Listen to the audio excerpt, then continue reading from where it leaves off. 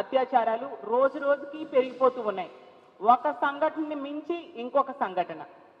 మహిళలు ఇంట్లో ఉన్న రక్షణ లేదు, కాలేజ్కి వెళ్ళినా రక్షణ లేదు, స్కూల్కి వెళ్ళినా రక్షణ లేదు, అలాగే పని ప్రదేశంలో కూడా మహిళలకి ఈ కూటమి ప్రభుత్వంలో రక్షణ లేని పరిస్థితి.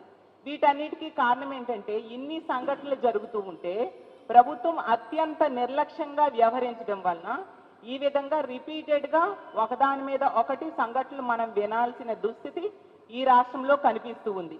ఈ రోజు తీసుకుంటే ఆ A1గా ఉన్న ల్యాబ్ అసిస్టెంట్ కళ్యాణ్ చక్రవర్తి తప్పించుకోవడం జరిగింది.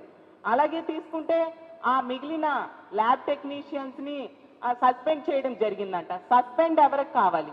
వాళ్ళకి కఠినమైన శిక్షలు పడాలి. ఈ రోజు తీసుకుంటే ఎన్ని సంఘటనలు మనం చూస్తున్నాం ఈ కూటమి ప్రభుత్వం అధికారంలోకి వచ్చాక. రోజుకి 70-80 సంఘటనలు మహిళల మీద అఘాయిత్యాలు జరుగుతున్నాయి. గంటకి 3-4 సంఘటనలు జరిగే పరిస్థితి. ముఖ్యంగా కళాశాలల్లో మహిళలకి కనీస రక్షణ లేని పరిస్థితి మనం చూస్తూ ఉన్నాం. ప్రభుత్వం, ముఖ్యమంత్రి గారు, డిప్యూటీ సీఎం గారు, హోమ్ మినిస్టర్ గారు అత్యంత నిర్లక్ష్యంగా వ్యవహరించడం వలన ఇలాంటి సంఘటనలు రిపీటెడ్గా జరుగుతూ ఉన్నాయి. వాళ్ళకి ఆ పనులు చేసే వాళ్ళకి భయం లేకుండా ఉండే పరిస్థితి మనం చూస్తూ ఉన్నాం. గతంలో చూసాం, కొన్ని నెలల క్రితం గొడ్లవల్లేరులో ఆ ఇంజనీరింగ్ కాలేజీలో అమ్మాయిలు బాత్రూమ్స్లో సీసీ కెమెరాస్ పెట్టి వాళ్ళకి ఎంత దారుణంగా ఇబ్బందులు పెట్టారో మనం చూసాం. ఆ సంఘటనలో ప్రభుత్వం అలాంటి పనులు చేసిన వాళ్ళకి అండగా నిలిచి ఏమీ లేదు అని చెప్పి అక్కడ విషయాన్ని కనుమరుగయ్యేట్టుగా చేయడం జరిగింది. అలాగే తీసుకుంటే ఇలాంటివి ఎన్నో సంఘటనలు. రాజమండ్రిలో నర్సింగ్ కాలేజ్ విద్యార్థిని ఒక వ్యక్తి వేధింపుల వలన ఆత్మహత్య చేసుకొని ఎన్నో రోజులు హాస్పిటల్లో ఉండి బ్రెయిన్ డెడ్ అయిపోయి చనిపోవడం జరిగింది. అలాగే తీసుకుంటే అనంతపురంలో ఇంటర్ విద్యార్థిని తన్మయి హత్య కావించబడ్డం మనం చూసాం. అలాగే రాప్తాడులో తీసుకుంటే 14 సంవత్సరాల దళిత బాలికను 14 మంది టీడీపీ కార్యకర్తలు 6 నెలలుగా గ్యాంగ్ రేప్ చేయడం జరిగింది. ఎంత దారుణమో! ఎంత ఘోరంగా కళాశాలలకు వెళ్లే బాలికలకి రక్షణ లేని పరిస్థితి. ఎందుకు ఇలాంటి పనులు వీళ్ళు రిపీటెడ్గా చేస్తూ ఉన్నారు అంటే ఇన్ని సంఘటనలు జరుగుతూ ఉన్నా ప్రభుత్వం వాళ్ళ మీద కఠినమైన చర్యలు తీసుకోని పరిస్థితి. హోమ్ మినిస్టర్ గారు ఎంతసేపు స్టేట్మెంట్స్కే పరిమితం, లేదా జగనన్నని తిట్టడానికి ఆవిడ పరిమితం అవుతున్నారు తప్ప ఇలాంటి వాటి మీద యాక్షన్ తీసుకొని పరిస్థితి. ఇప్పుడు కాకినాడ సంఘటనే తీసుకుంటే ఎంత దారుణం అంటే పవన్ కళ్యాణ్ గారు, డిప్యూటీ సీఎం గారు మహిళల రక్షణ కోసం ఎన్ని కబుర్లు చెప్పారు. తాట తీస్తానన్నారు. మహిళల మీద ఎవరైనా చేయేస్తే తాట తీస్తానని చెప్పిన విషయం ఈ రాష్ట్రంలోని ఏ మహిళ కూడా మర్చిపోలేదు. పవన్ కళ్యాణ్ గారు, మీకు ఒకటే అడుగుతున్నాను మా వైఎస్ఆర్ కాంగ్రెస్ పార్టీ మహిళా విభాగం తరఫున, అలాగే ఆంధ్ర రాష్ట్రంలో ఉన్న మహిళల తరఫున, మీ సొంత జిల్లాలో మీరు మంత్రిగా ప్రాతినిధ్యం వహిస్తున్న మీ సొంత జిల్లాలో 50 మంది మహిళలకు నెల రోజులుగా ఒక దుర్మార్గుడు ఈ విధంగా శరీర భాగాలను ఫోటోలు తీసి వేధిస్తే ఎంతమందికి తాట తీశారు? మీరు ఎక్కడికి వెళ్ళిపోయారు డిప్యూటీ సీఎం గారు అని నేను అడుగుతూ ఉన్నాను. అలాగే హోం మంత్రి గారు, ఆవిడ సొంత జిల్లాకి పక్క జిల్లాలో ఈ సంఘటన జరిగింది, కాకినాడలో జరిగితే మరి హోమ్ మినిస్టర్ గారు మానవత్వం కోసం చాలా స్టేట్మెంట్స్ ఇచ్చారు, ప్రెస్ మీట్లు పెట్టారే, మరి మీకు మానవత్వం అనేది లేదా? 50 మంది ఆడపిల్లలు ఎంత దారుణంగా లైంగిక వేధింపులకు గురయ్యారు కదా, మరి మీరు ఎక్కడ స్పందించారు? ఏమాత్రం స్పందించిన సంఘటనలు ఇప్పుడు చెప్పిన ఏ సంఘటనలో కూడా మీరు ఒక మహిళా హోంమంత్రి అయ్యుండి కూడా మీరు స్పందించినట్టుగా దాఖలాలు లేవు.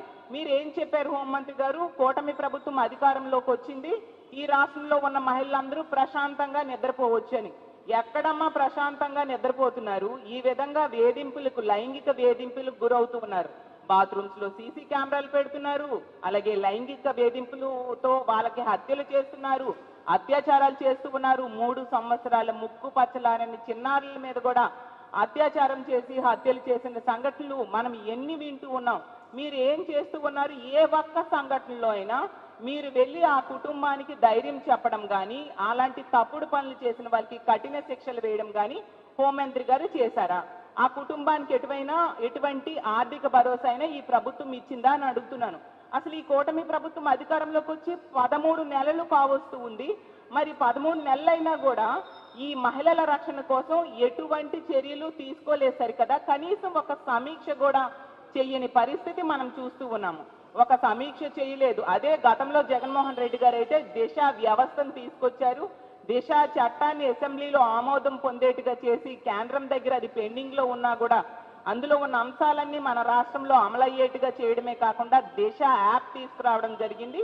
ఆ దిశ యాప్ని 1,30,00,000 మంది మహిళలు ఈ రాష్ట్రంలో డౌన్లోడ్ చేసుకున్నారంటే ఎంతగా ఆ దిశ యాప్ ఒక భద్రతని భరోసాని ఈ రాష్ట్రంలో ఉన్న మహిళలకి ఇచ్చేది. అలాగే ఇలాంటి తప్పుడు పనులు చేసే వాళ్ళకి ఎంత భయాన్ని క్రియేట్ చేసేదో అర్థం చేసుకోవచ్చు.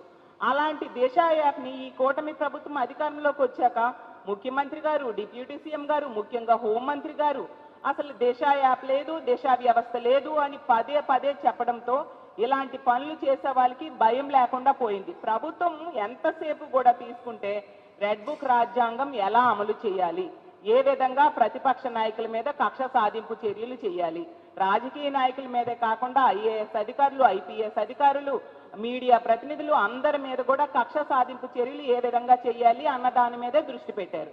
ఈ రాష్ట్రంలో ఉన్న పోలీస్ వ్యవస్థను అంతటినీ కూడా రెడ్ బుక్ రాజ్యాంగం అమలుకు కక్ష సాధింపు చర్యలకే వాడారు తప్ప మహిళల రక్షణ కోసం కానీ ప్రజల రక్షణ కోసం కానీ వాడని పరిస్థితి. అలాగే ప్రజాప్రతినిధులు ముఖ్యమంత్రి గారితో సహా మంత్రులు ప్రతి ఒక్కరూ కూడా ప్రతిపక్ష నాయకుడైన జగన్మోహన్ రెడ్డి గారిని టార్గెట్ చేసి ప్రెస్ మీట్లు పెట్టడానికే పరిమితం అయ్యారు తప్ప మహిళల రక్షణ